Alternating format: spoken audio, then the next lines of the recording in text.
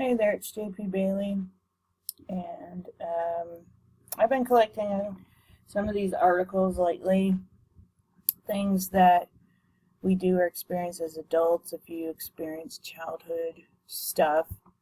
So, like um, this one's a good one too. 13 ways being raised by a narcissist can affect you. This is on psychcentral.com.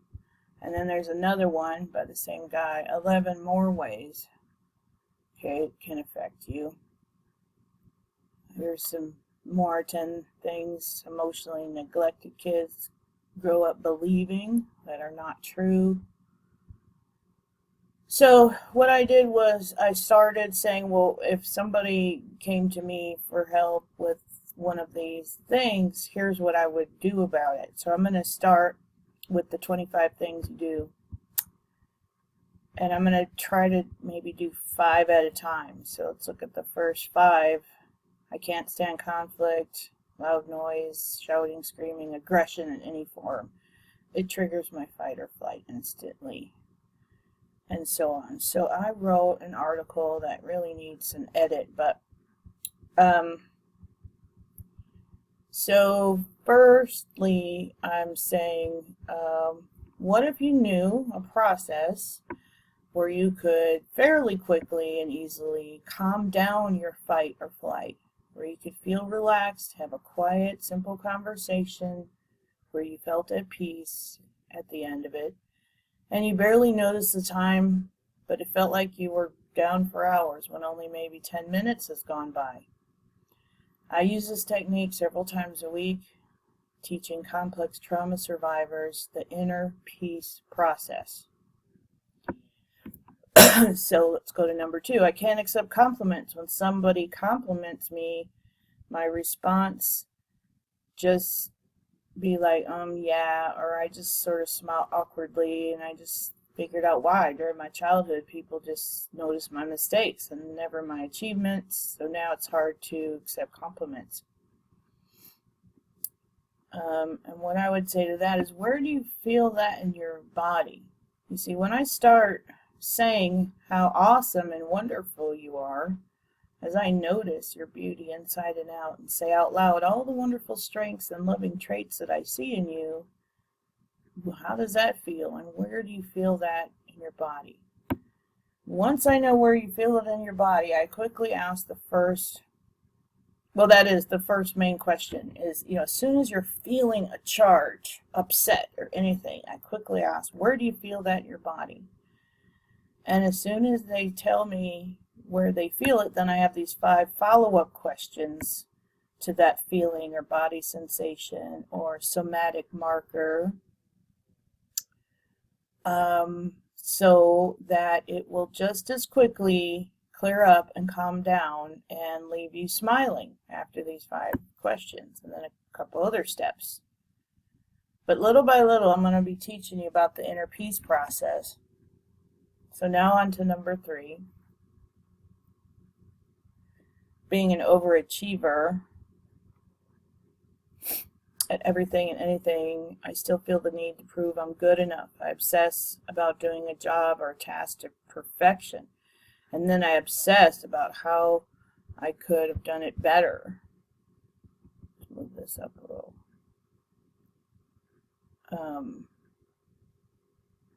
I worry about others' opinions way too much. So what did I say after that one?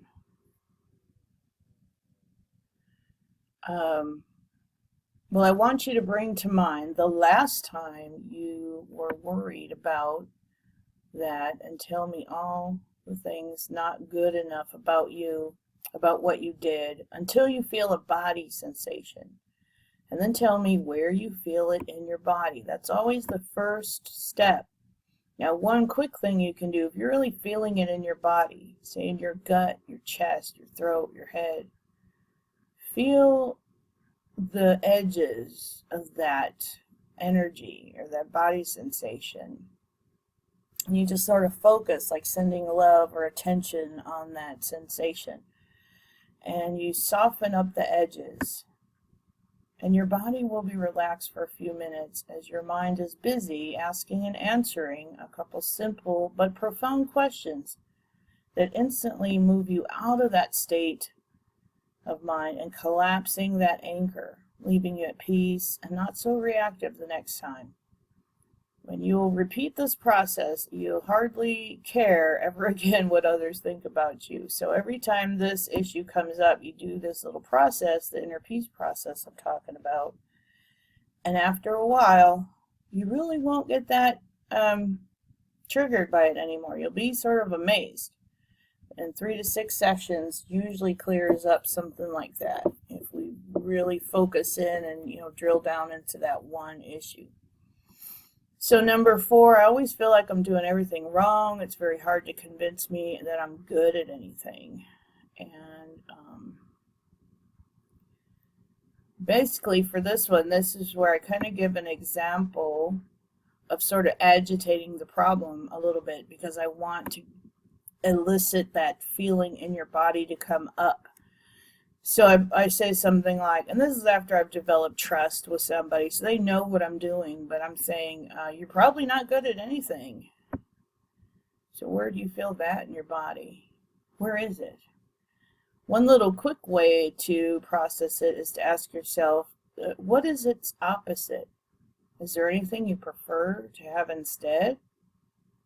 If no, then wait until you feel it in your body and you can make out how much space it takes up, and then do the inner peace process on that to change or transform that into something else more empowering and more enjoyable for you.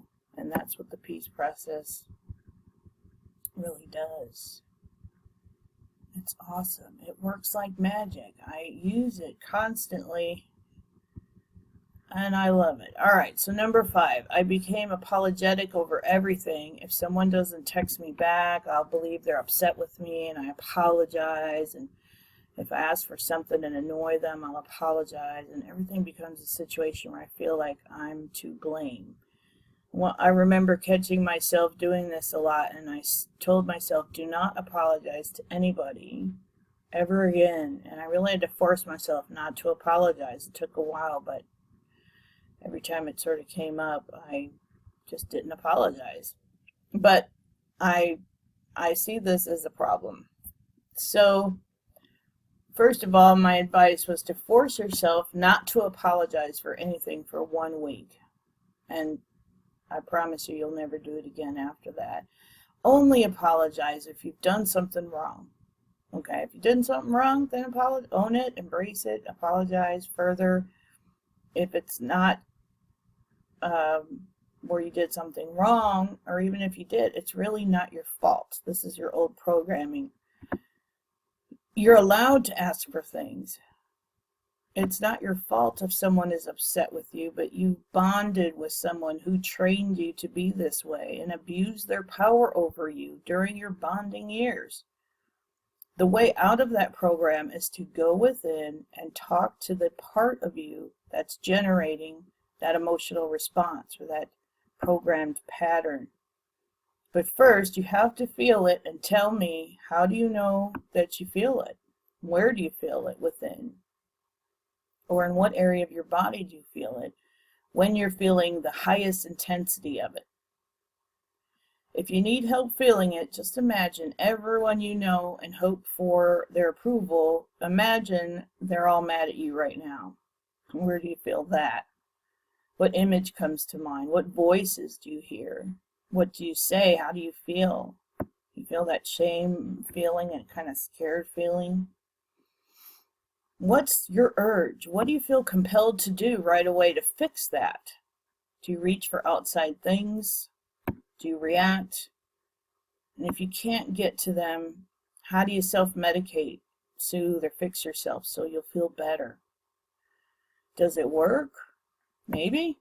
And does it last? Usually not. The inner peace process does work and does last. And I want you to know that there is a process that works and has lasting effects. There's actually more than one process. EFT tapping is an awesome process that helps with the same thing. You could take each one of these beliefs one by one, set them up in your tapping, and tap away on them. And remember to rate on a scale of 1 to 10 before and after each time you do a tapping session or an inner peace process session, because you want to see how bad it was, and then you do a little process, and then you see what it's like. We go all the way down to where it's almost a 0 and people just feel like it's gone. And then I literally try to upset them on purpose. You know, I dig into whatever that issue was, and they're just not having it. They're just like, nope, that's not true. You know, and it's just amazing to see that happen in like 10 minutes. And as much time it takes to do this video, I've done sessions on people where they went from this absolute apologetic, you know, shaming, not good enough, and can't take compliments and all this stuff, to feeling fairly peaceful, fairly resourceful, empowered, and kind of like a hope, like, wow, this does work. What if I do this on some of my other issues? And what I say is do it once a day for 90 days and clear up 90 issues, and just imagine what your life would be like if you could really clear some of these things up where they didn't charge you up, didn't have that intense reactiveness anymore, you know.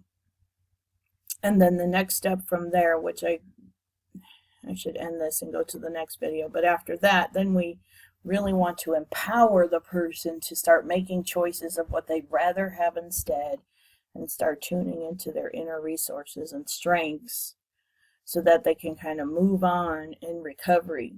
Because my theory of healing and recovery is, don't just heal, which is an awesome thing to be able to heal some emotional upset where you're stuck, but let's see what we can do to help the person move forward, move on.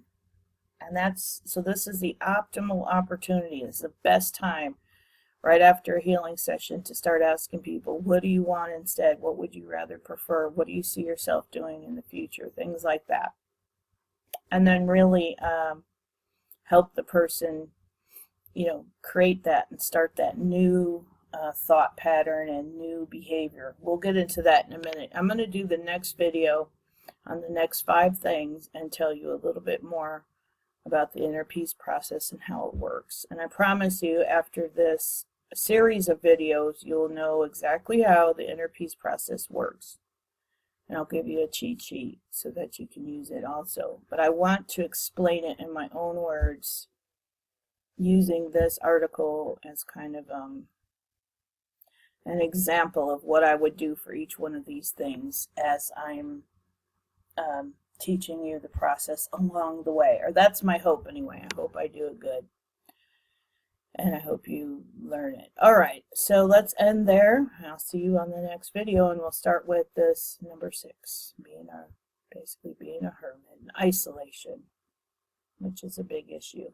All right, see you there.